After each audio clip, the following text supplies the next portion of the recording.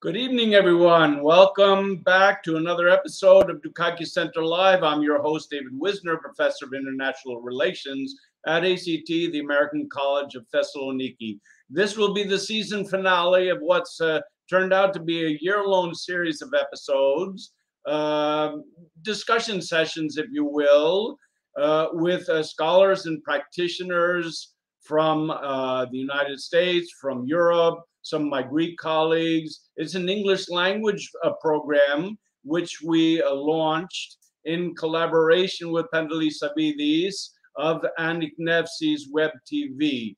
This is the finale, as I've said, and it couldn't be a pair of guests that I have lined up for the show today.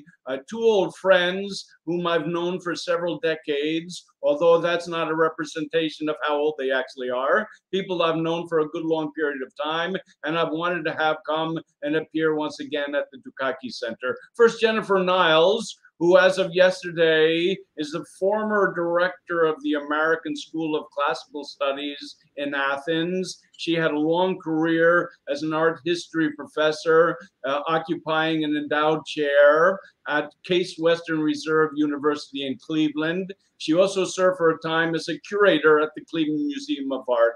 My second guest is Scott Sprenger, who I've known since the days I was teaching at the University of Tours in France in the late 1980s. We've known one another since about September of 1987. Scott has occupied a number of academic positions in the United States and abroad, as the provost, for example, of the American University of Paris, and now currently as the president of the American University of Rome. We've been away for a couple months owing to the fact that I was ill with COVID. It disrupted our schedule.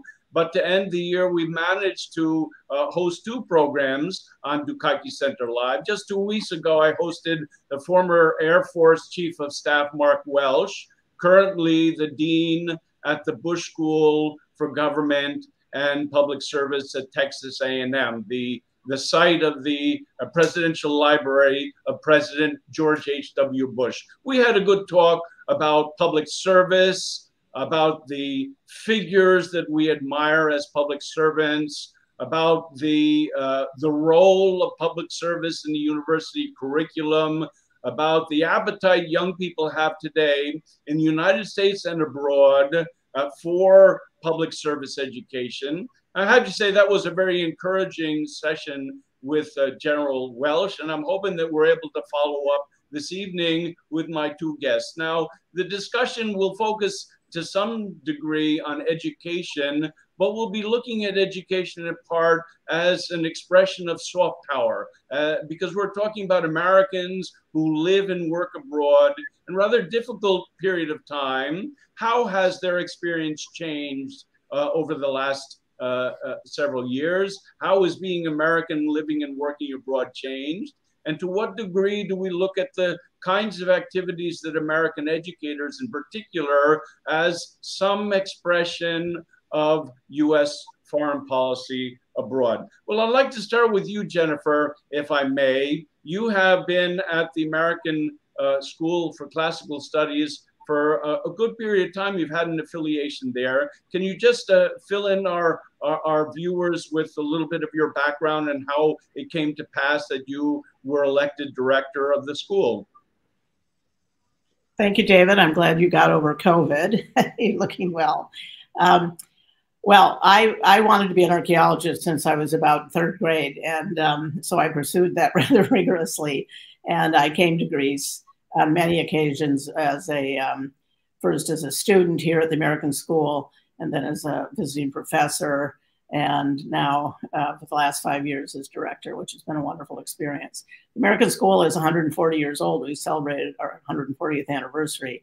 We were founded here before the U.S. Embassy, I might add, in 1881. And I think we've just gotten bigger and stronger all these years.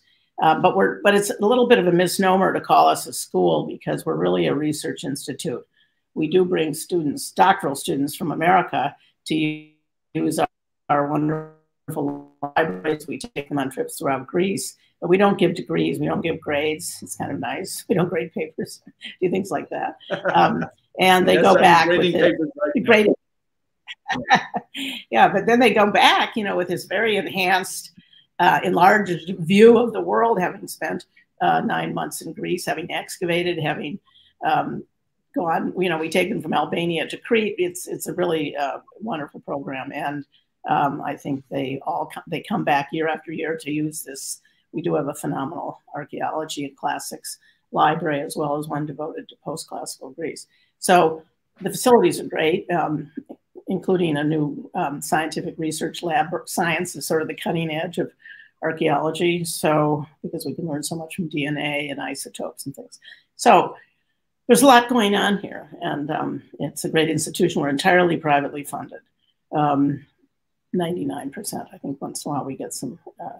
Yeah, I'm guessing that Scott would tell us something similar. It's certainly the case at ACT and Anatolia College, although we've had some funding from USAID. By and large, this is a private institution. Really goes against the norm throughout Europe and certainly here in Greece. Jenifer, you studied art history, classical Greek art history. You lectured here some years ago at the Dukakis Center.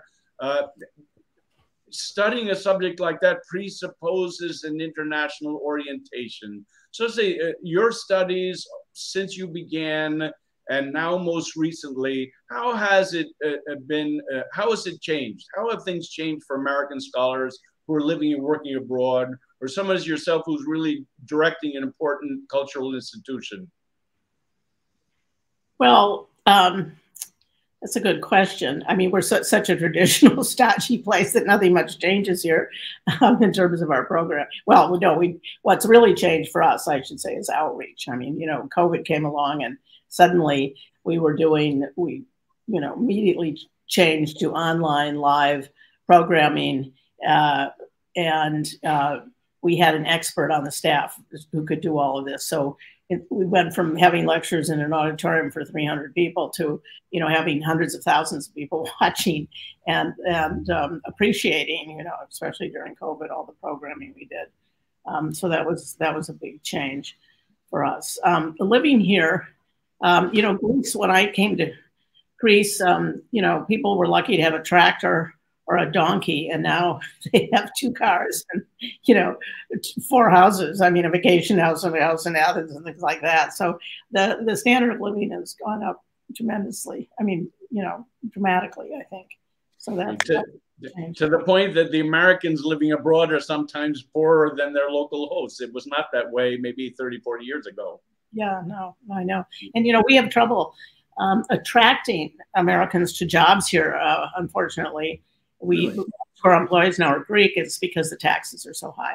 I mean, it's just not economically feasible to work here and pay such high taxes. So unless you're getting paid, you know, from America, which is hard to justify to the tax authorities here, you are, you know, not going to be wanting to take a job here.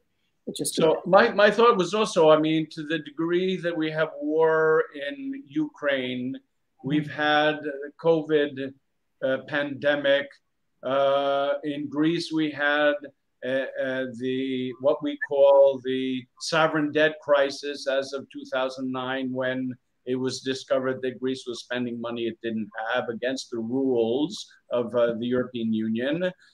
Prior to that, we went from the drachma to the euro, which first entailed a devaluation of the drachma vis-a-vis the dollar. So for a person like myself who's lived here since 1994, we've had just about everything you could imagine go wrong. Does that impact you in your work today? I mean, are you conscious of the fact that it's a little bit more difficult as an American citizen to be abroad? No, I think with the Greeks, you know, there's Greek xenia, you know, hospitality. I mean, the Greeks are wonderful. They're happy to have us here, particularly now that the tourist season is starting again. So, you know, I think Americans, we have a very good relationship now. I know you're talking about the past; it wasn't so great at certain times, and certainly the past presidency didn't help things with NATO problems, you know, and all that. But I think now. you know, the U.S. has rallied to Ukraine, and you know, I think that's improved our image a great deal. So I don't feel any animosity that one might have felt in the past towards Americans. Well, then this is what I call the passport question, because I would go when I first came to Greece, and I'd be holding my passport. There was no line; everyone just crowding the poor lady behind the desk, and there would be a sea of red passports. That's passports of the former Soviet Union. And I would have my blue passport, and I could almost guarantee that without stuffing something green inside the blue passport, they would take my passport first. The American passport has some value that other passports simply don't have. So do you feel over the maybe last decade a little bit more that being an American abroad is not so regal, in a sense that, you know, somehow the value of our passport, our facility getting around as Americans has been lessened to a degree? Not really. I didn't have that experience. I'm always in a line. But I mean, I remember now it's much more complicated to get a residence permit. That's the tough thing. You know, you have to have a special birth certificate. You have to have a police clearance, and there are all these hurdles you have to go through, and we have to get these for our students. So this is a big deal. I mean, we have good relations with the ministry that provides them, but it's, for instance, they just decided that if you had a residence visa, you couldn't renew it if you hadn't been here 6 months. Well, an archaeologist can't be here 6 months. They come in the summer, dig, you know. So we had that hurdle, but I think, you know, because of the massive immigration, they do have to be very careful about who comes into the country. And but I do remember getting to Rome here. I remember in Rome, to get a residence thing, all you went in the old days, you just went to the police station. They looked at your passport and wrote you down, and you could stay forever. But I doubt if that's the same anymore. No, it's not quite like that anymore. But it's not as. Well, go ahead. Yeah, go ahead, Scott.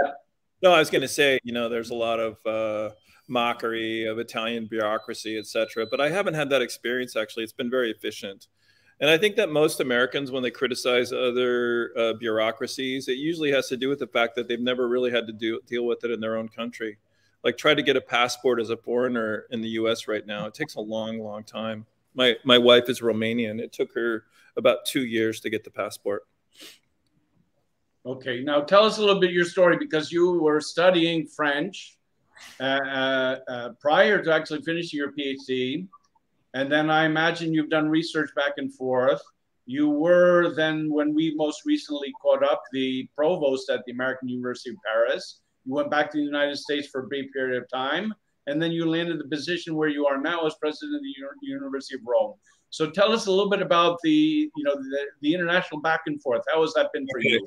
Well, first of all, there's been no real plan behind this. It's really a series of accidents. But yeah, I studied French literature, got a PhD, went to Johns Hopkins for a master's, and then Emory University for the PhD, and then was in Utah for about 20 years. I did my career research and teaching in Utah, and got into administration really seriously right after the financial crisis. One of my job was in the dean's office to figure out how to save the humanities from the bleeding of students basically after the financial crisis went to other disciplines, business and communications. And we actually did that really well, and it got written up by Inside Higher Ed, and then I got a bunch of phone calls, and your passport is suddenly worth something. Exactly. So I went from being associate dean to provost in Paris with that experience. And ever since then, my jobs have really been about kind of turning around liberal arts and humanities colleges and trying to figure out how to get enrollments back and making them financially sound. And so the search firm for this position at the American University of Rome reached out to me, and they had known that I'd already done this a couple of times. And the story was that they needed some help here. So without speaking Italian, without having any Italian connections, without knowing much about Italy, I got this job as president of the American University of Rome, and I've been here for 2 years. So, I mean, the real story was that I signed, and then like a month later, COVID hit. And, you know, I don't know about you, Jenifer, but we lost half of our students. All of the study abroad went to zero. And so my first year as a president was managing an institution that has half its students and half its revenue. I mean, it's a tuition-driven institution, and you cannot lay people off in Italy either. So you're stuck. Yes, same thing here at ACT, and we're quite dependent on study abroad, especially a huge cohort of about 400 students every fall from Northeastern and American universities. And if suddenly they're not able to come, that's a shortfall that's almost impossible to overcome. Exactly. So your experience traveling through Europe, essentially, with your American passport, really since the 1980s, how has that changed at all, if at all? You know, it really hasn't changed that much either, but I think it depends on what countries you're going to. So my main travel was to France, you know, some other countries as well. And I traveled around North Africa and Turkey, etc. I frankly didn't really notice any big change. I thought about your question slightly differently, though. I was thinking about over time, what it was like to be a student. I was first a student in Europe back in 1979, and how that's evolved over time. You know, I feel like students who came back in the 70s and early 80s, they really felt like they had something to learn from Europeans. And I think, and also you had to adapt because you didn't have the technologies. There was no internet, and telephone was very expensive. So you really had to sort of adapt to your local context. I learned French really well doing that because, you know, you're really kind of isolated from the rest of the world. Yeah, and if I remember correctly, you learned French with sort of a Southern French accent. I remember some of the stories you used to tell us. Maybe, yeah. Yeah. But then, you know, doing study abroads, because I ran a few study abroads while I was a professor, and I noticed after the fall of the Berlin Wall, just to sort of simplify things, I felt like Americans had much more of an imperial mentality, and really, I mean, they went to Europe because it was fun and interesting, but they didn't really have this kind of reverence that my generation had. Like, you would go and study philosophy and art and things like that, and really have a kind of deep reverence, and you were going to cultivate yourself. And some of the students that I took, they were lovely students, but they just didn't have the same attitude. It was more about having fun and learning about fashion and food and things like that. Yeah. And then I think, you know, the other big change was after George W. Bush got elected the second time. I think the Europeans really soured on the U.S. at that point. I think they would be with Iraq and Afghanistan and the war on terror. Just after the turn of the millennium. Okay. Yeah, I think especially. You don't think that happened in the Vietnam era? I mean,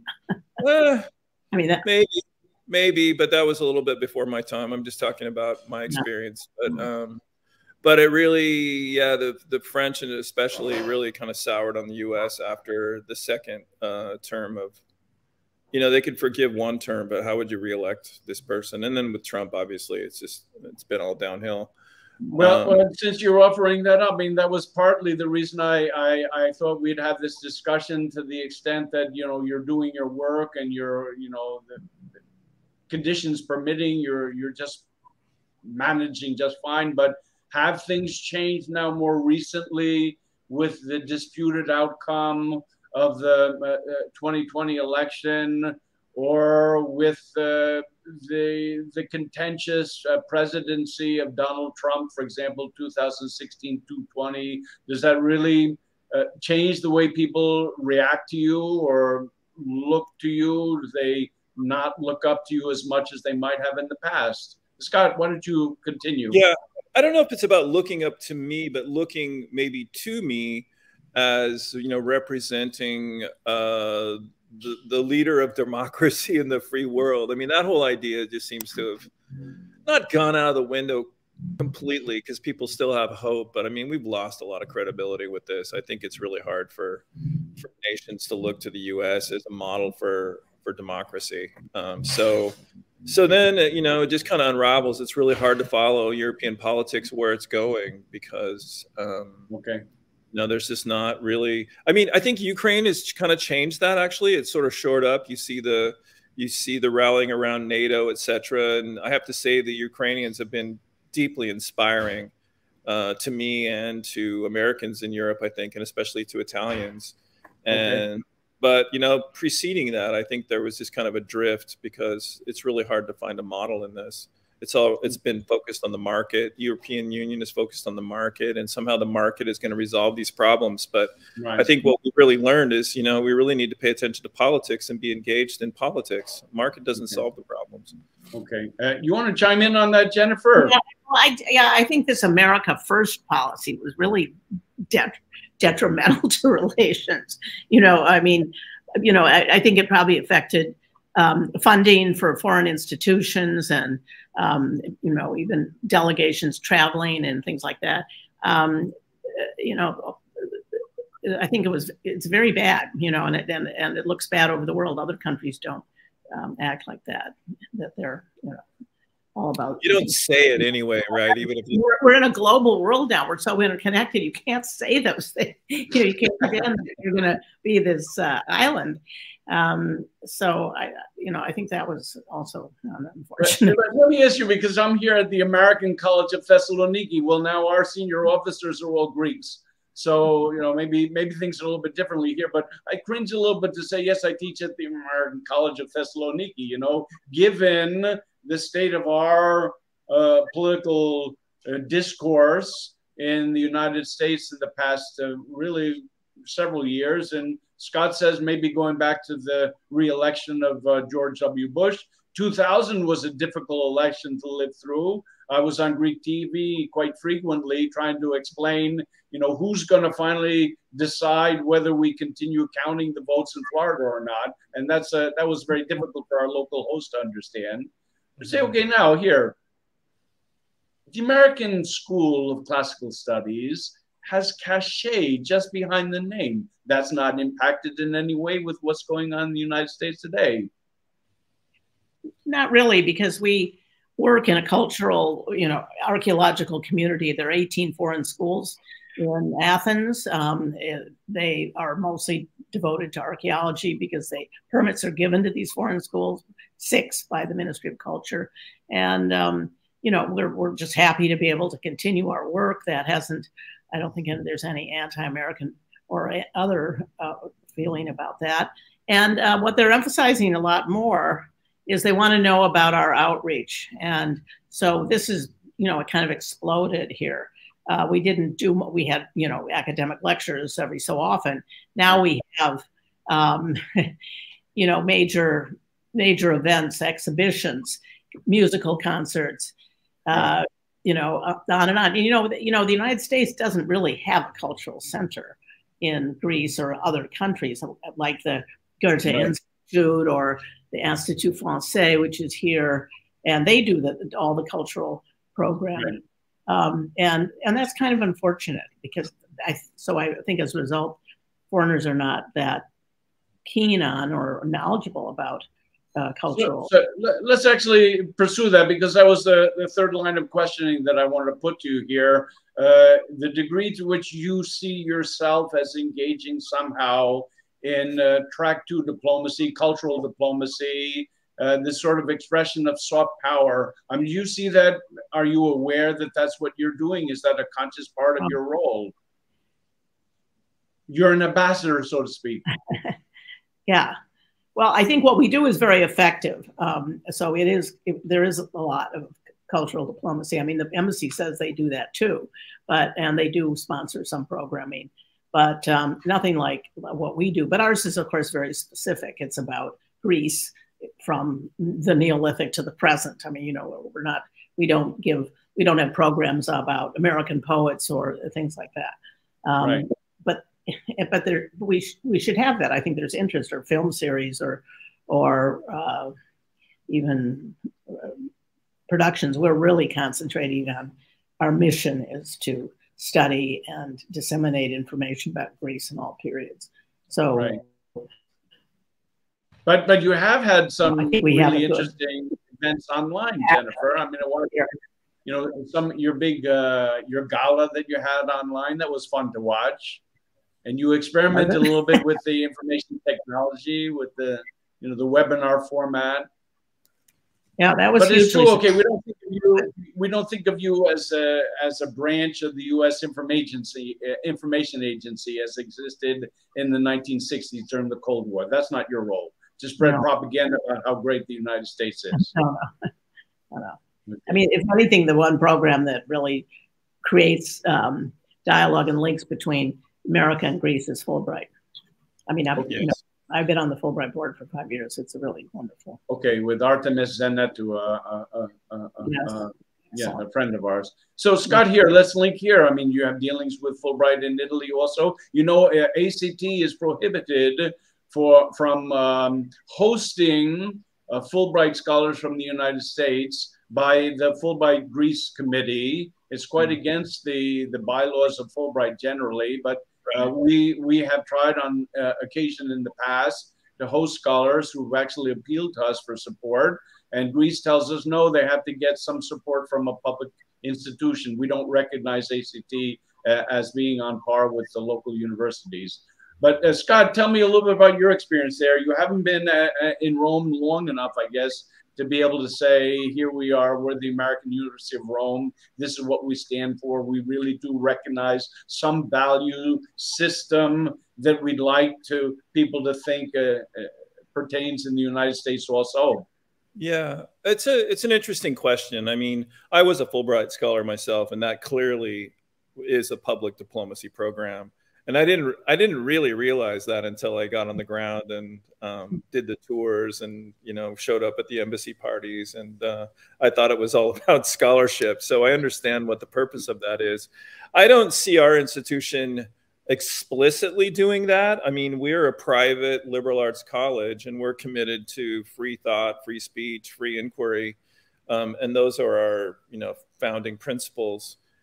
We also are an international institution. We have 50 nationalities. So, you know, you go into any one of our classrooms and you'll have people from all over the world. So it's not, although it's an American university, it's accredited by Middle States. Our curriculum is an American curriculum, but it's inflected heavily by the student body and by the international faculty.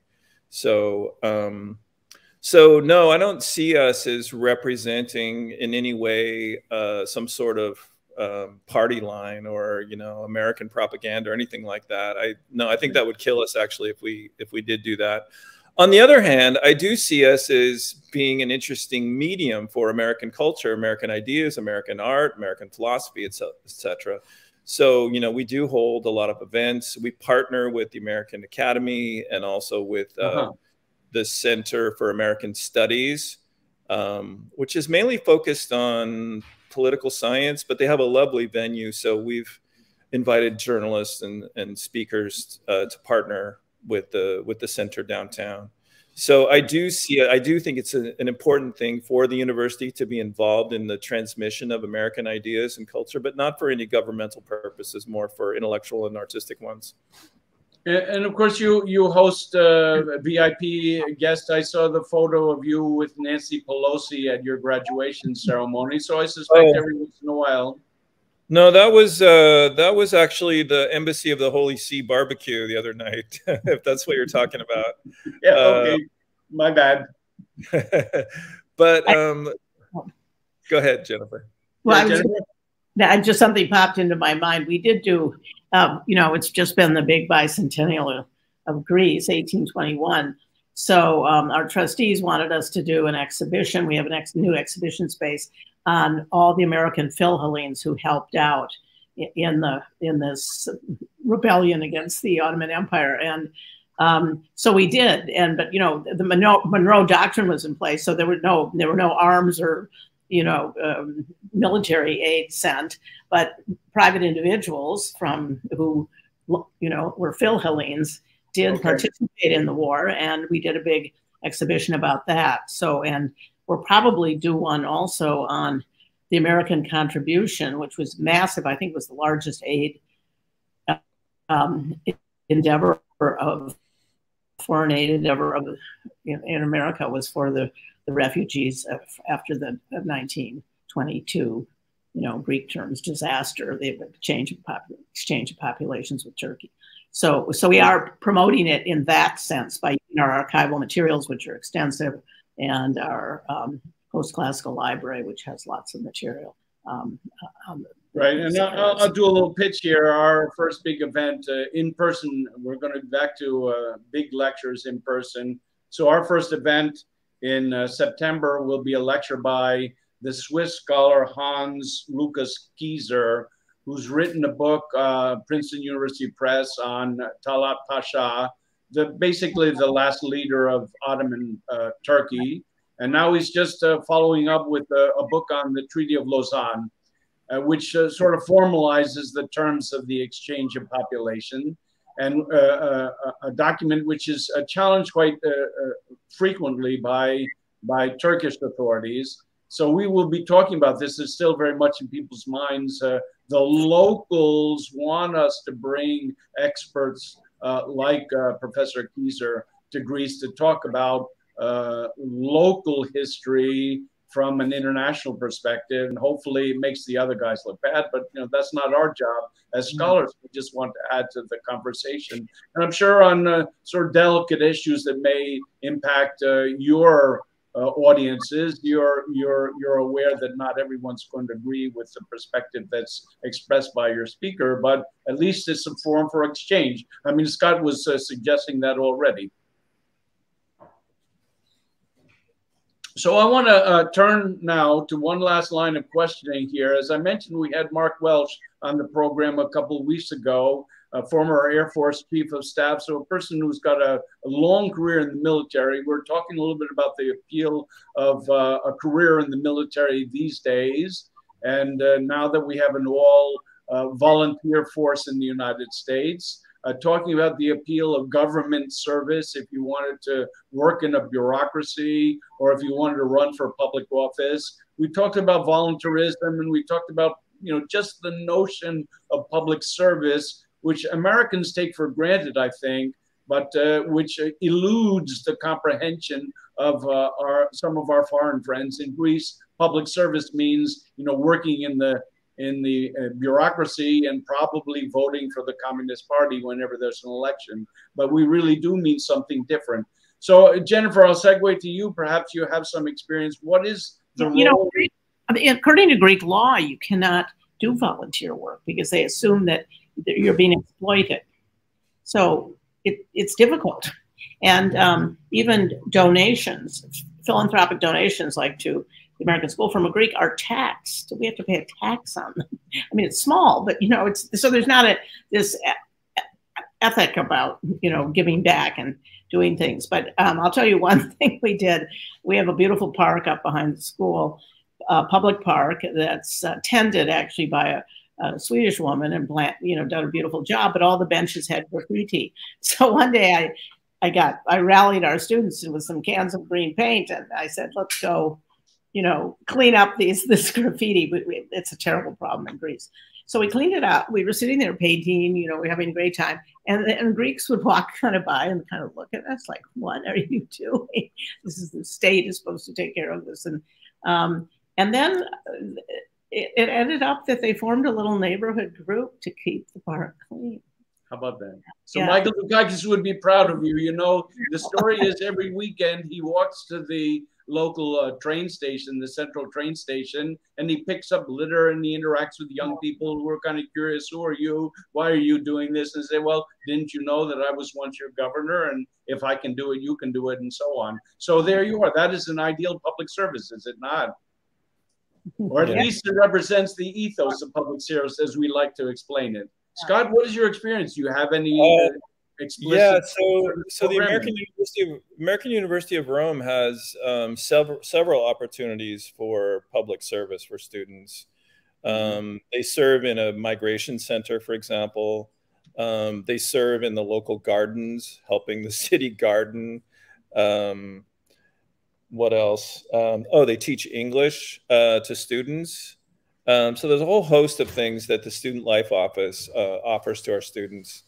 But the kind of students that we attract is because the only sort of career-oriented discipline we have is a business program, but the rest of it's mainly liberal arts, including an archaeology department. So the master's programs probably illustrate this best. So we have a food studies program that's aligned with the UN offices on food in Rome. We have a peace studies degree also aligned with the UN offices in Rome. And then we have a cultural heritage master's degree where students are interested in preserving cultural heritage or really interesting technical parts of cultural heritage, and also criminality, the looting of cultural heritage and how to combat that.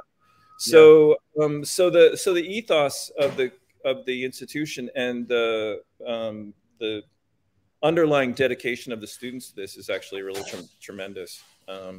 So it's really heartwarming to see the students interested in these kinds of fields, knowing that they probably don't pay very well, but they just want to do good. And I think this recent generation of students, let's say like the last 10 years, have really kind of turned the corner back to this. I mean, it's just an impression, it's anecdotal, but I really do sense that. The so-called Gen Z students. Did you have that experience in Paris also? Yeah, there was public service there as well. Yeah, I mean, it's a very similar kind of institution. It's American liberal arts college. And so it's self-selecting, right? The kinds of students who go there are interested in ideas, and they want to do those things. Yeah. And I think they see that kind of education as preparation for being a good citizen and, even a national or a global citizen. And that's what they commit their lives to. When I look at the evidence of the alumni list and what those people are doing, they're all in really interesting fields like that. Not necessarily lucrative ones, but really interesting ones. Okay. Jenifer, you want to follow up? Any last words maybe on this subject? And thinking about it, we do more of this on an institutional level, not with the students per se. So one of a huge service to Greece, because they couldn't afford to do it in the 1930s, was we excavated the home of democracy, the Athenian Agora. But we also, with Rockefeller money, built a big museum there. We built a museum at our other big excavation at Corinth. So with the giving back consists not only just of, bringing this material to light, publishing it, but also making sure, taking care of it, the heritage management. We're very actively involved in that. It always struck me, you say this is at the birthplace of democracy is there at the Agora. And I often wonder why more attention is not focused to the Pnyx when you're in Athens, because that's actually where the deliberations took place. Obama, when he came, it was his last, public, state visit, wanted to speak on the Pnyx. It would have been really very symbolic and wonderful, but it was too, risky, I guess, too dangerous, so that he went down to the new Stavros Nearchos Center and had a mob. I mean, a lot of people went to see him. But if I'm not mistaken, Bill Clinton spoke there too in 1999 or first half of 2000. I can't remember now, but that would have been the likely place. Okay, well, here we are. What a pleasure. I want to follow up on this topic of archaeology. So we actually control a dig on the Aventine Hill in central Rome, which is extremely unusual for a small American institution to control the dig. And the reason that we got the dig, you have to present your case to the Soprintendenza, the cultural ministry, and they have to approve it. It takes about a year to get through that process. And there were other really prestigious Italian universities that wanted that dig. And the reason that we got it is that it was built around public service. Our head archaeologist, Elizabeth Westy, wanted this not to be just purely research where you go in and extract the stuff and you take it and you research it. She wanted it to be a community project. So they're doing oral histories. They're bringing in the community to learn about this, to participate in the dig in various ways.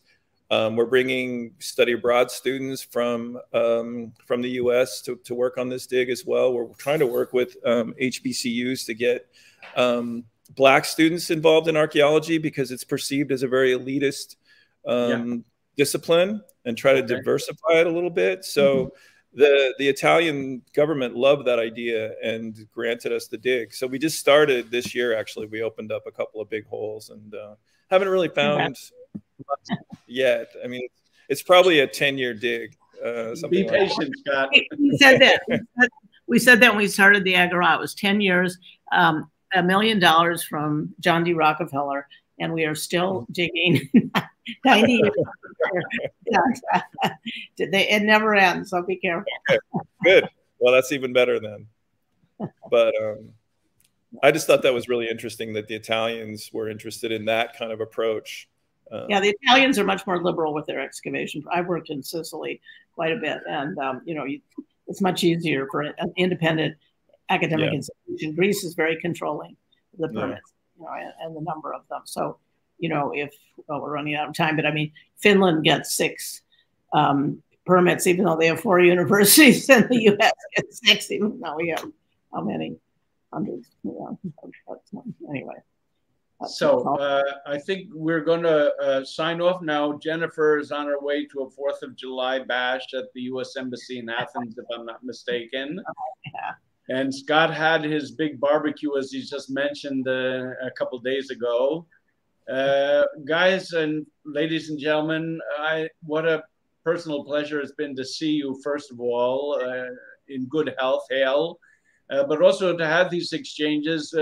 We were different people when we first met, and now to share experiences and to share notes and maybe even to provide something a little bit different to our audience here in Greece. We typically get upwards of 500 or 600 people to watch the show, either live or in one of the recorded versions we post on social media thereafter. And I'm certain that they're thinking, well, the first thing they're going to do when they go down to Athens is they're going to check in and see what's going on at the American School of Classical Studies. If they're archaeology students and they're interested in getting involved in the dig, I'll send them to you, Scott, and we'll see if there's any room. If you want to get your fingernails dirty, that's okay. I have just 2 brief items to share before I sign off. So I'll thank Scott Sprenger, and I'll thank Jenifer Niles, and then we'll do a little business and cue the music. I want, first of all, to remind you that we will have 2 big public events in the fall. I mentioned the first, a lecture by Hans Lucas Kieser, who's going to speak about his research on the Treaty of Lausanne, which formalized the exchange of populations between post-Ottoman Turkey and the Republic of Greece. That'll be on September 29. And then we're going to host a big 2-day conference by the looks of it with partners at Noesis, the big science museum and planetarium in Thessaloniki on October 12th. And the theme of that conference will be cyber democracy. So we're going to be piggybacking onto an exhibition that's currently underway and will be so until the beginning of January or maybe beginning of February 2023. That exhibition is called Connected. It's on the history of computing. Extremely interesting. If you're residing in Thessaloniki or somewhere nearby, it's certainly worth your while to go over there and check out the impressive exhibition they put together. And we look forward to doing some rather innovative things in our event in October, mid-October. It looks like October 12th will be the date. So you'll look forward to seeing us then. And hopefully those of you who've been watching our programs in one form or another over the internet will be able to join us live and in person. Just prior to entering the studio, I got an email from the embassy, U.S. Embassy in Greece. We're talking about that. And it had to do with absentee voting.